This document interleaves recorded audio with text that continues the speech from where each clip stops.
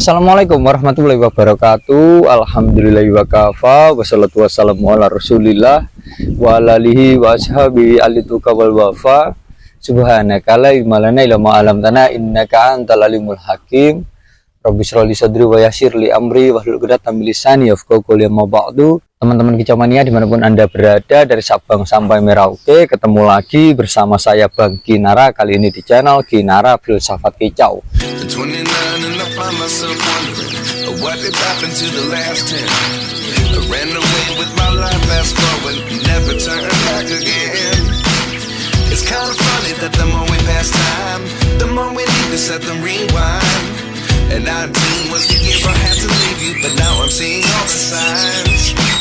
Untuk video kali ini saya mau coba angkat topik kaitannya dengan pertanyaan teman kita ini ya, yang menanyakan tentang murai batu ya. Beliau baru beli murai batu bahan hutan ya, MH berarti ya. Beliau menanyakan tentang ablak kerodong. Ablak kerodongnya gimana? Nah ini kebetulan murainya juga dikit-dikit sudah mulai makan pur, katanya begitu. Bagusan ablak, enaknya di ablak atau di kerodong? Intinya pembahasan kali ini step by step merawat burung murai muda hutan. Saya rasa buat teman-teman yang sering nyimak di sini pasti paham step by step apa saja ketika kita merawat burung bahan hutan.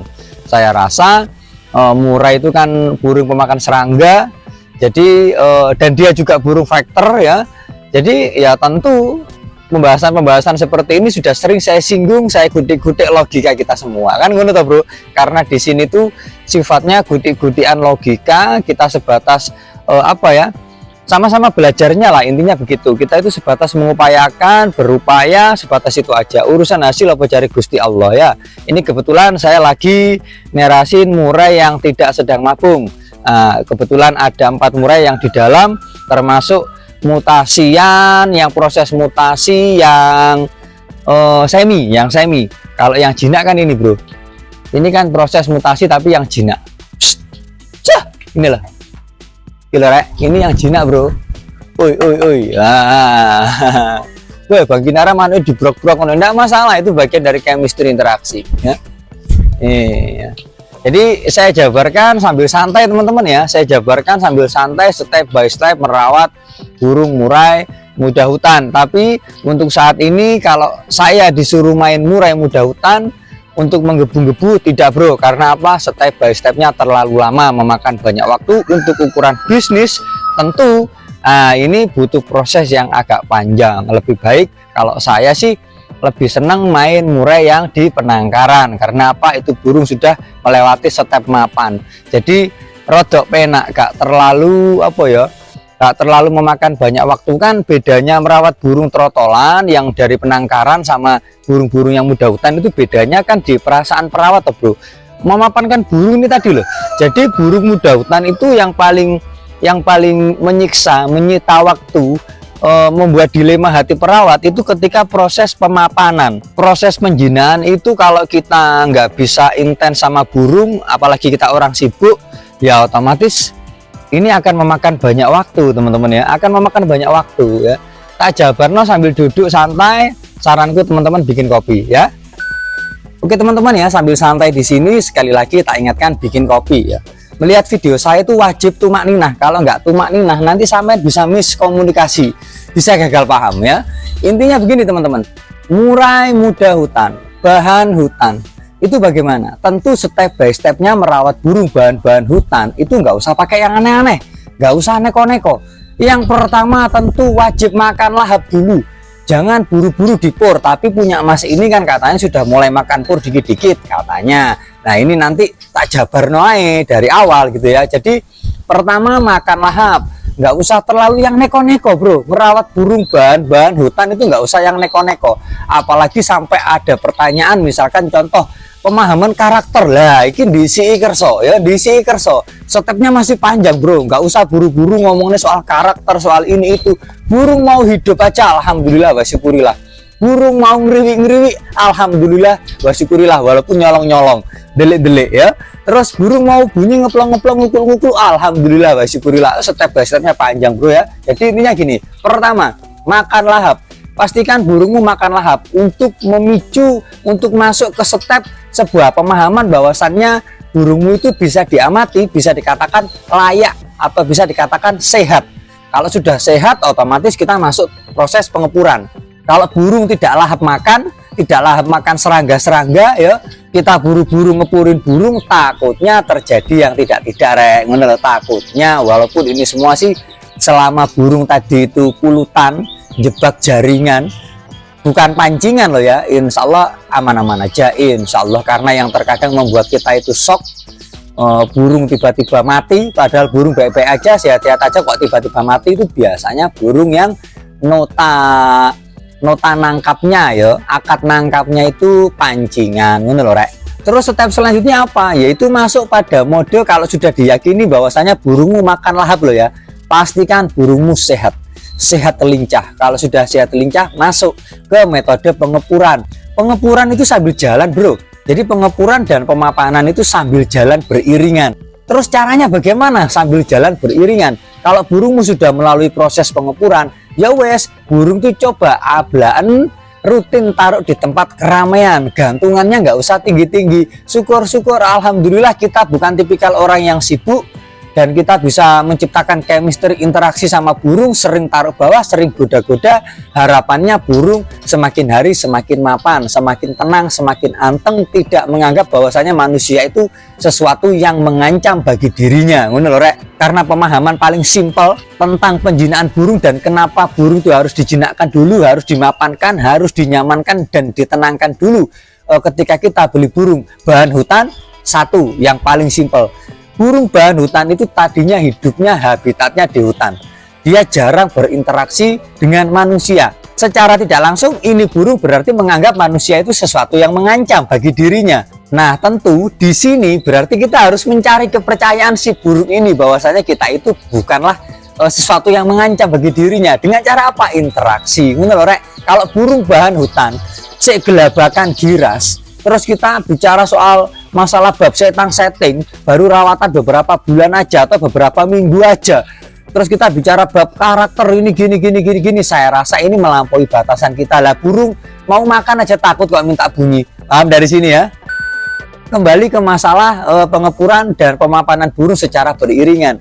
Pengepuran burung tentu bro, kalau cara pengepuran saya wis caraku ngono-ngono wae. Ulet hongkong ditugel jadi dua, atau kalau enggak pakai uka, atau kalau enggak pakai kroto, campur pur halus dulu. Kalau saya selalu seperti itu, saya tidak pernah pakai cara lain selain itu. Jadi kalau sampean tanya sama saya, tanya kepada saya bagaimana cara pengepuran, ya caraku cuma seperti itu. Jangan tanya sesuatu yang tidak pernah saya lakukan. Untuk apa saya berbicara sesuatu yang tidak pernah saya lakukan? Jenenge gedabrus kan ya ngono bro. Makanya kenapa pembahasanku ya gitu-gitu aja, karena saya hanya berbicara sesuatu yang pernah saya lakukan. Yang tidak pernah saya lakukan ya sepurane wae. Aku kalau disuruh mengimbangi pemikiran orang, atau mungkin aku harus berbicara agar orang lain menyukai saya, waduh bro, saya tidak akan menjadi orang lain hanya untuk disenangi banyak orang. Saya adalah saya, dan saya tidak mau taat dan tunduk pada siapapun kecuali pada diri saya sendiri. Itu sudah prinsip yang melekat dalam diri saya bro.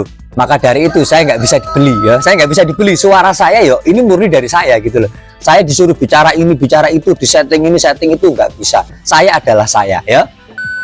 Kembali lagi ke topik penjinaan dan pengepuran. Kalau memang sudah dipastikan burungmu tadi itu sudah pur total, tapi dia belum jinak, ya kembali lagi kamu ukur dulu mindset prinsipmu itu seperti apa. Kalau kamu suka burung yang jinak, ya terus lakukan abla-ablaan aja supaya burungmu cepat mapan. Lakukan abla-ablaan supaya burungmu cepat nyaman. Harapannya dia itu mau ya sedikit ngukul-ngukul, ngeplong-ngeplong lah rek. Walaupun hal ini mungkin berproses agak panjang teman-teman ya. Proses pertama tentu dia bunyi nyolong-nyolong, bunyi malu-malu pas nggak ada orang. Ketika ada orang nanti dia diem. Tapi ini semua kan bertahap bro. Dan saranku buat teman-teman, kalau main burung MH, kuncinya satu, sabar. Sabar, digali sabarnya yang dalam. Karena saya nggak mau berbicara yang terlalu banyak ekspektasi bro. Lebih baik saya berusaha mengolah perasaan kita semua saja, bahwasanya ya sabar itu tadi. Dan ketika dalam masa-masa proses penjinaan, saranku rajin-rajinlah interaksi sama burungmu. Sering taruh di sebelahmu, sering chemistry, supaya burung ini terbiasa. Itu aja bro. Jadi kalau dikembalikan kepada pertanyaan mas ini tadi, enakan diablak atau dikrodong? Ya ukur dulu, dirimu suka burung yang jinak apa enggak? Kalau memang menurutmu burungmu itu belum jinak dan kamu suka yang jinak, yo ablaan wae. Tapi kalau memang burungmu sudah lumayan jinak, rada-rada semi, ya wes kerodongan enggak apa-apa. Karena berbicara mengenai penyerodongan, saya rasa itu kembali kepada masalah olah rasa ya. Supaya apa? Burung itu tidak terlalu abla-ablaan. Burung di kerodong pemandangannya gelap itu aja, harapannya ketika diablak dia senang melihat alam semesta bablas bunyi, itu aja.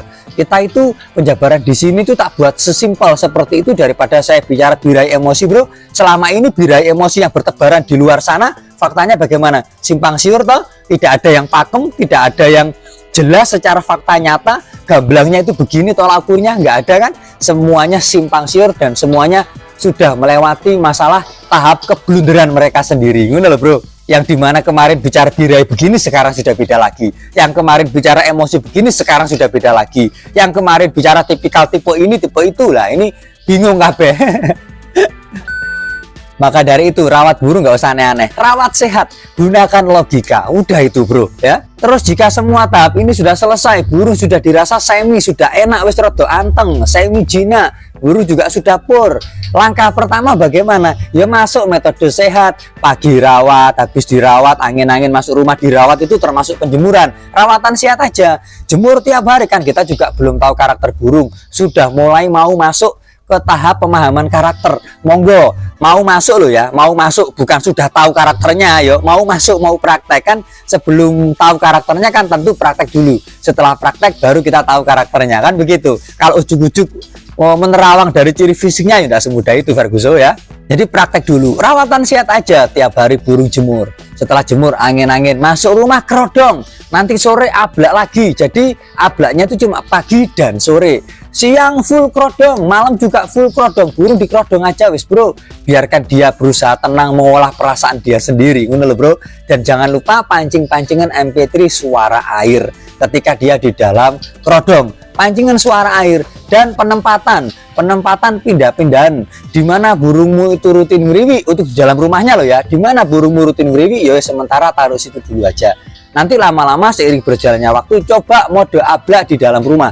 Jadi coba ablakan total, jadi pagi sampai sore itu ablakan total gimana. Dan metode ablak ini kalau saya biasanya tuh menerapkan ketika burung sudah mulai rutin ngeriwi, apalagi muni ngukluk-ngukluk, rutin tak ablak wis rek. Supaya apa? Supaya dia terbiasa bunyi ablak-ablakan. Takutnya nanti kadang-kadang kan ada burung di kerodong bunyi ketika diablak tapi nggak bunyi, kadang-kadang ada seperti itu. Jadi supaya burung terbiasa bunyi ablak-ablakan, itu aja sih bro. Dan yang paling penting saranku buat teman-teman, jangan lupa sabar. Jangan pernah menanyakan atau menanamkan sebuah mindset, kok nggak bunyi-bunyi ya? Kapan ya bunyinya ya? Apa tak setting ini aja, tak setting itu aja? Mindset seperti ini saranku buangan aja. Karena kita harus tahu bahwasanya ini burung bahan. Kecuali kalau kita sudah merawat tahunan rek. Kita merawat burung bahan itu ya, bunyi 3 bulan, alhamdulillah syukuri. Bunyi 6 bulan, syukuri. Bunyi 1 tahun, syukuri. Bunyinya baru 1 bulan atau mungkin 2 minggu udah bunyi, syukuri. Wah luar biasa, itu rezeki dari Tuhan. Manusia cuma bisa sebatas mengupayakan, itu aja bro. Jadi begitu teman-teman ya, kaitannya step by step merawat burung bahan hutan. Murai kayak kacer kayak saya rasa, karena konteksnya pertanyaan di sini murai, jadi saya bicaranya murai ya. Sebenarnya caraku ya gitu-gitu aja bro. Sebenarnya merawat burung itu tidak pernah rumit. Yang membuat rumit, yang membuat terkesan sulit itu pola pikir kita aja. Ya, wes mulai video kali ini. Semoga mengedukasi, semoga menjadikan kita semua menjadi manusia yang tidak melampaui batas dalam hal merawat burung. Semoga bermanfaat. Saya Airi, wabillahi taufiq wal hidayah. Assalamualaikum warahmatullahi wabarakatuh.